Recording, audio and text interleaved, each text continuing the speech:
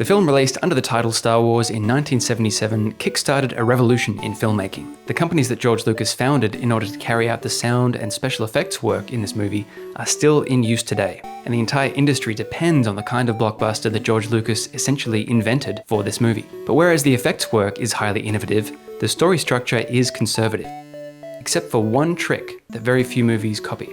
In this video, I'll explain how Lucas and his collaborators used and modified story structure to tell one of the most enduring stories in cinema history. This is Equipment for Living with Star Wars. Alright, get your bearings. Star Wars is about a farm boy called Luke Skywalker who gets caught up in an interstellar war. But Luke doesn't actually show up until about 17 minutes in. Before then, the film must introduce an entire new universe. Act 1 begins, and it's a hell of an experience. You can clearly tell who's good and who's bad because of the colours they're wearing, but beyond this, what does any of this mean? It remains a mystery for quite a while. Meanwhile, there's a lot of important exposition and information in this opening sequence. First and foremost is the film's theme, the question it will be debating over the course of its runtime. The theme is stated right there in the opening crawl. Freedom. What does freedom mean, and how do you achieve true freedom? That's what the film will be about. After the spectacular opening, we eventually settle onto a pair of robots as our viewpoint characters, much like the scavengers in The Hidden Fortress. Their misadventures become increasingly baffling, but finally, after 17 minutes, they lead us to our protagonist, Luke Skywalker. Note that his first line in the movie relates to the theme. Doesn't look like we have much of a choice, but I'll remind him. Luke clearly has gumption, and we are told he is a good pilot, but he's stuck in a dead end. You can waste time with your friends when your chores are done. Now come on, get to it. He craves freedom, but he doesn't know how to get it. He receives the call to adventure around 21 minutes in. Help me, Obi-Wan Kenobi. You're my only hope. But he's powerless to answer it, at least for now. Around this time, R2-D2 asks Luke to remove his restraining bolt.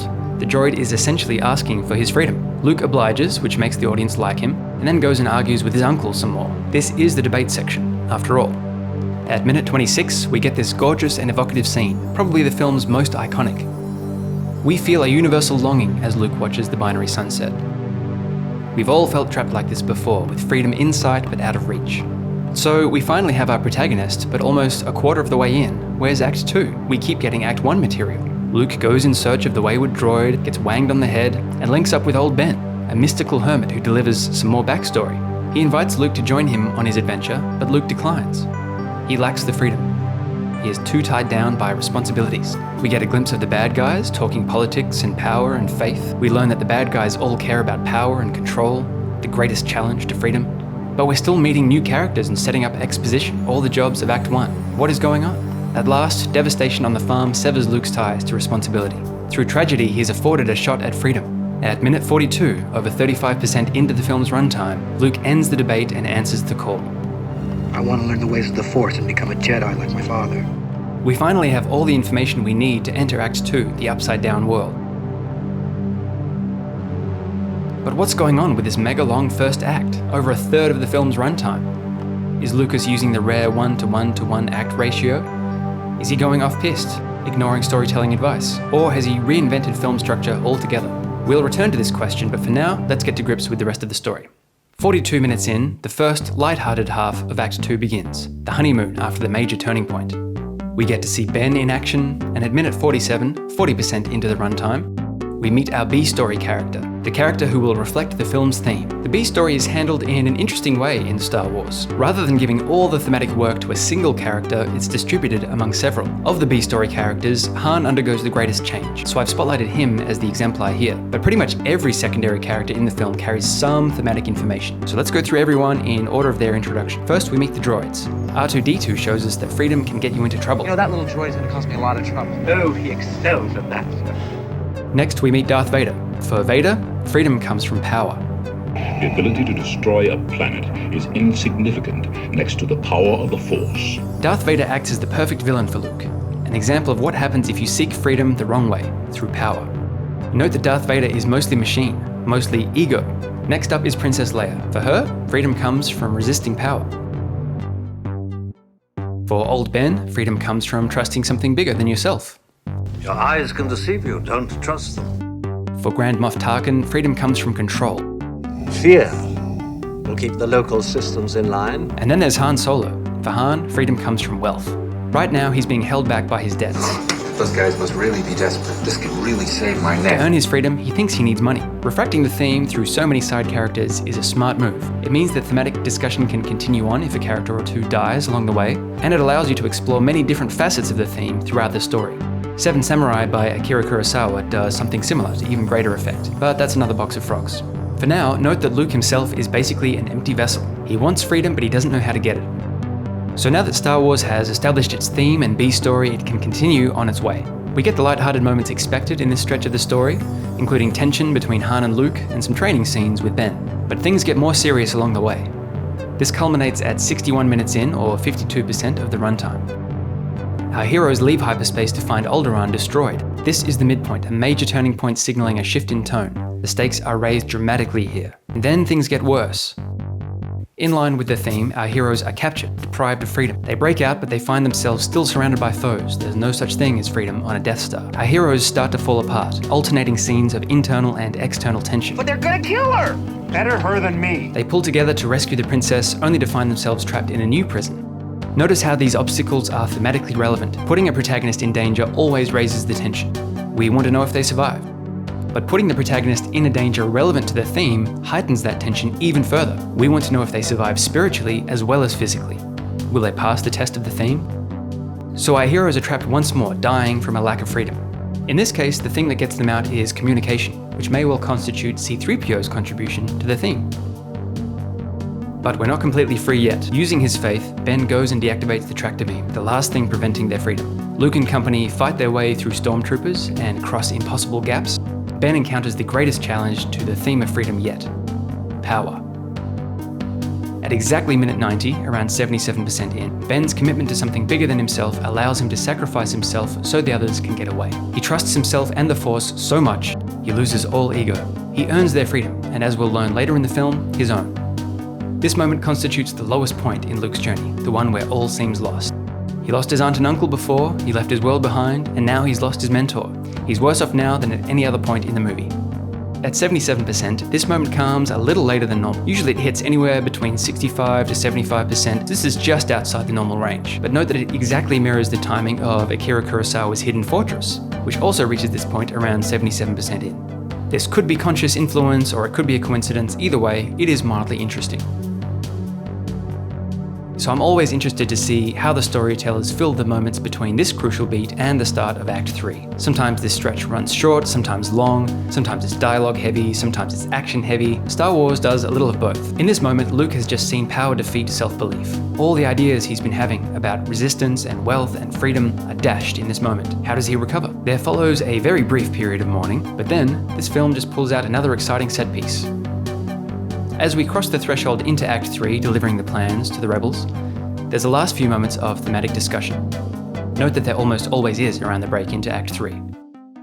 So, what do you think of Ron? Trying not to, kid. Good. Do you think a princess and a guy like me? No. This exchange says a lot. Han is basically asking whether he can overcome the wealth disparity between him and Leia. He's always focused on money. Meanwhile, Luke's self-belief is pulling him towards Leia, and he doesn't want competitors, so he tries to shut the older man down. Luke has internalized some of Ben's wisdom. It's a small moment, and my biggest criticism of Star Wars is how deeply buried the subtext is. It's a thrilling and cathartic movie regardless, don't get me wrong, I love it, but fleshing out the theme a little bit more concretely would help it so much. Incidentally, that's why The Empire Strikes Back is usually considered a much superior film. Its subtext is so much stronger. And with that, Luke is finally ready to enter Act 3. This comes 95 minutes in, or 81% of the runtime, which is bang on time. As always, Act 3 is the final exam. It's the synthesis of Act 1 and Act 2, which were opposites. Will Luke earn freedom, or succumb to power like Ben did?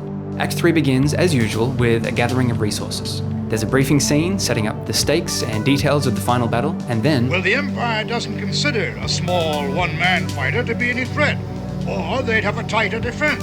This line sets up a new possibility. One single person can make a difference in this universe. Luke has learned this lesson, but Han... You got your reward and you're just leaving then? That's right, yeah. Han is still governed by money.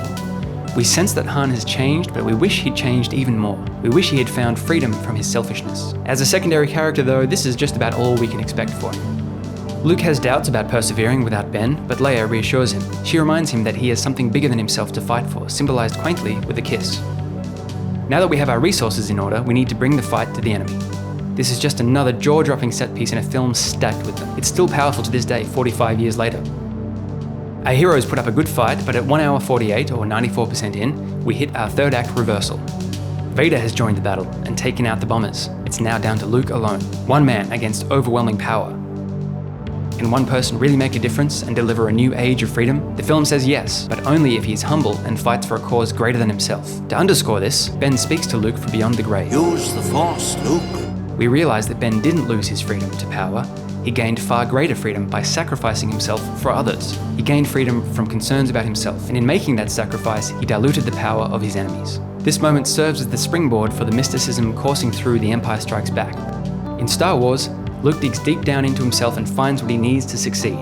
He believes in himself and he believes in his cause, enough to sacrifice his ego, symbolized by the computer. But still, the power is almost too much.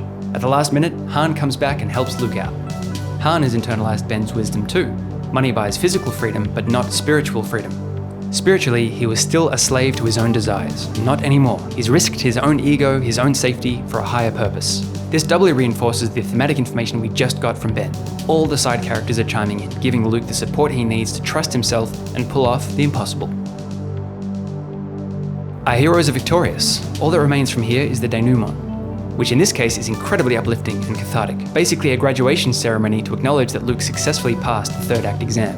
Luke, Han, and Leia are heroes. By resisting, getting into trouble, and sacrificing wealth and power, they have destroyed the controlling force that prevented their freedom. Star Wars shows us that true freedom can't be bought or coerced. It has to be earned with selfless acts. That question from the opening minutes of the film finally has its answer. To find true freedom, you have to transcend yourself. But there's still the mystery of that incredibly long first act. The third act runs about a fifth of the runtime, which is perfectly ordinary, so the film's not in a 1:1:1 act ratio. You can try and get the story to fit in 5 acts, but it's a bit of a stretch. And there are turning points every 10 minutes. The editors were probably thinking of the story in terms of reels at some level, but overall, the story clearly wants to be primarily in the regular 3-act format. It's just that the first act sticks out at 35% of the total runtime. But here's the trick I was talking about at the start of this video. If you cut out the prologue, all the footage from before Luke appears, and reset the timeline to 0 when he does show up, you get textbook film structure. Act 1, from Luke's appearance to his decision to leave Tatooine, runs for 24% of the runtime. Act 2 runs for 54%, and Act 3 runs for 22%. These are all classic act lengths exactly in line with what you'd expect on average. You might think, given its potpourri of influences, that Star Wars would have a more iconoclastic structure, but it doesn't. It takes this one single risk, and that makes it unique. It makes it experimental even.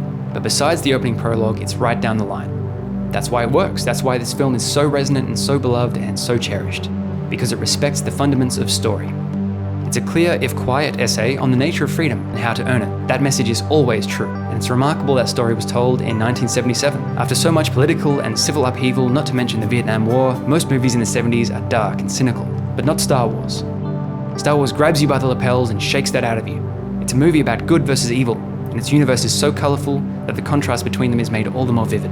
It doesn't get bogged down in postmodern second guessing. It just knows that there is good in the world and evil, and it wants you to know that the good is worth fighting for.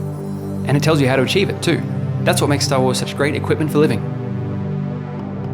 Thanks for watching this breakdown of one of my favourite movies. If you found it insightful, please leave a thumbs up. And as always, if I've missed something or another interpretation occurs to you, leave a comment. I'd love to hear your opinion. And if you'd like to see more movie breakdowns, click subscribe and ring the bell icon to make sure you don't miss a single video.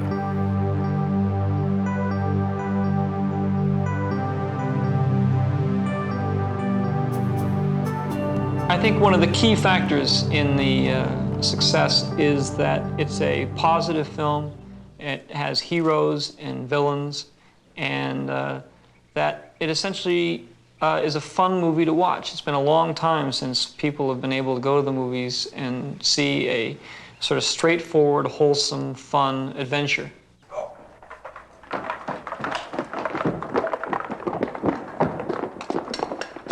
Okay, cut. Cut it. And.